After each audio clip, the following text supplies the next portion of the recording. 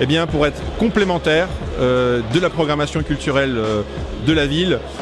Souvent on parle du jeu vidéo comme étant le 10e art dans la liste des... Alors généralement on parle du 7e art comme le dernier art.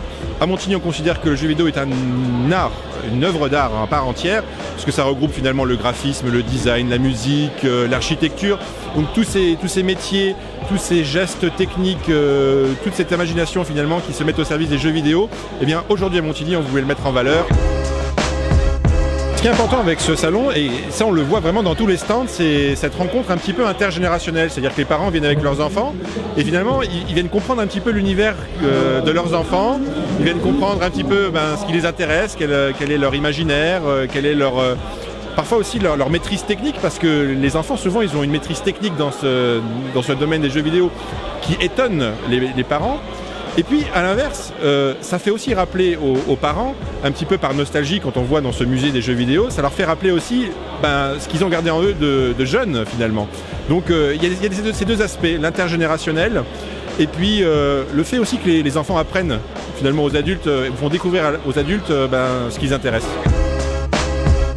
Dans la programmation de la ville, on a par exemple un salon de la littérature jeunesse.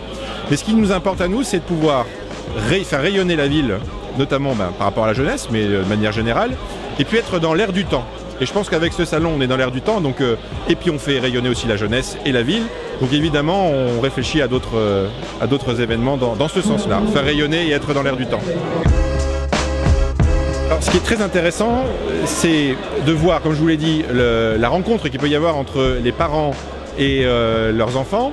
Et puis, si vous voulez, ce côté un petit peu cabinet de curiosité, c'est-à-dire que cette grande salle, qu'on peut voir parfois avec de la musique classique, qui a été un centre de vaccination, eh bien, on le voit un peu différemment aujourd'hui, donc la modularité de ce lieu, où finalement on a des jeunes qui viennent avec leurs parents, des personnes qui sont plus professionnelles ou plus habituées à ce type de salon et qui reviennent, des personnes parfois qui ne sont pas du tout aguerries à ce type de salon, mais qui viennent par curiosité découvrir aussi quel est ce monde, quels sont ses codes. Ce qui fait plaisir, c'est de voir que finalement, en fonction des week-ends, en fonction de la programmation, à Montigny, on est très diversifié dans nos propositions et dans l'accueil qu'on peut avoir et du public qu'on peut recevoir.